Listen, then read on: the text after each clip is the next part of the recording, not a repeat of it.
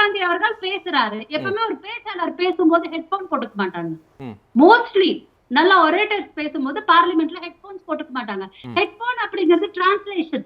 அங்க நமக்கு லாங்குவேஜ் புரியாத போது டிரான்ஸ்லேஷன் பண்ணிட்டு இருப்பாங்க. நீங்க வந்து ஹிந்தி ராஷ்டிர பாஷால பேசுறீங்க, உங்களோட மதர் டங்ல பேசுறீங்க, எதுக்காக ஹெட்போன் போட்டுட்டு இருக்கீங்க? அங்கேயும் டெலிப்ராம்டர் இல்லன்னா 2 மணி நேரம் 14 நிமிஷம்லாம் உங்களால பேசவே முடியாது. சுயமா பேசுங்க பிரதமர் அவர்களே, மனதில் இருந்து பேசுங்க, இந்த நாட்டை நேசித்து பேசுங்க, இந்த நாட்டு மக்களோட அன்பாக பேசுங்க, இந்த நாட்டோட பத்திரிகையாளர் சந்திங்க, எங்களோட அன்பாக நடந்து கொள்ளுங்கள், உங்களுடைய எதிர்கட்சியை கூட நீங்க அன்பாக நடத்துங்க. ஒரு வார்த்தை பேசுறோம் அப்படின்னா அதுக்காக வந்து நீங்க குத்தி குத்தியெல்லாம் பதில் சொல்லாதீங்க, தெளிவான பதில் சொல்லுங்க. 2 மணி நேரம் நீட்டை பத்தி நீங்க விவாதிக்க தயாரான ஒண்ணு எஸ்னுங்க இல்ல இன்னொன்னுங்க. ஓ பப்பு அப்படின்னு ஆரம்பிச்சுக்கிட்டா என்ன அர்த்தம்?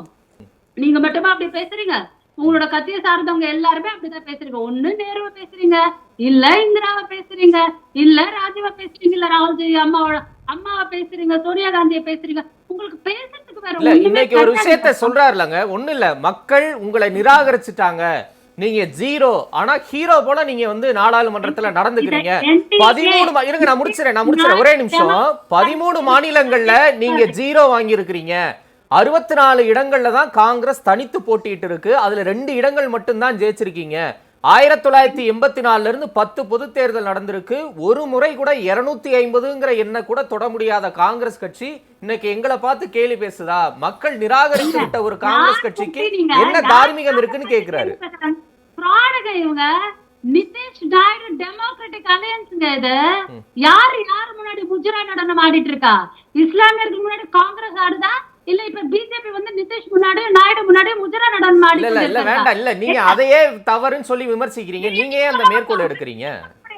இத தவிர வேற என்ன பேசுறாரு அவரு? ஹிந்து முஸ்லிம் ஹிந்து முஸ்லிம் ஹிந்து முஸ்லிம், ராம் ராம் ராம், வேற என்ன பேசுறாரு அவரு? ராம காங்கிரஸ் விட யாருங்க போட்டிருக்க முடியாது? ஹே ராம் அப்படிங்கிறது காந்தியோட கடைசி மூச்சுல அவர் சொன்ன வார்த்தை. ரகுபதி ராஜா ராம் அப்படிங்கிறது காங்கிரஸோட உயிர் மூச்சு இருக்கிற வரைக்கும். இப்ப கூட வந்து நாங்க எந்த ஒரு மீட்டிங் ஸ்டார்ட் பண்ணாலும் முதல்ல பாடக்கூடிய பாட்டு அதுதான். நாங்க ஹிந்துக்களை மதிக்கிறோமா இல்ல நீங்க ஹிந்துக்களை உதாசீனப்படுத்துகிறீர்களா என்பதை வந்து அயோத்தி உங்க மூஞ்சில சாட்டை அடி அடித்து பதில் சொல்லி இருக்கு. இல்ல சரி, ஓகே உங்க ஆவேசத்தை நான் புரிஞ்சுக்கிறேன். ஓகே, உங்களுடைய மாபெரும் தோல்வி 2%ல நீங்க ஜெயிச்சிட்டதா வந்து நீங்க வந்து கூவி கொண்டிருக்கிறாங்க. பர்சன்டேஜ் என்ன, ஓட் பர்சன்டேஜ் என்ன? ஓகே, நான் வரேன் ஹசீனா. ஓகே, இது உங்க முதற்கட்ட கருத்தை எடுத்துக்கிறேன். எத்தனை வாட்டி நீங்க மைனாரிட்டி கேவலமா பேசுறீங்களோ அந்த அளவுக்கு you are a minority government.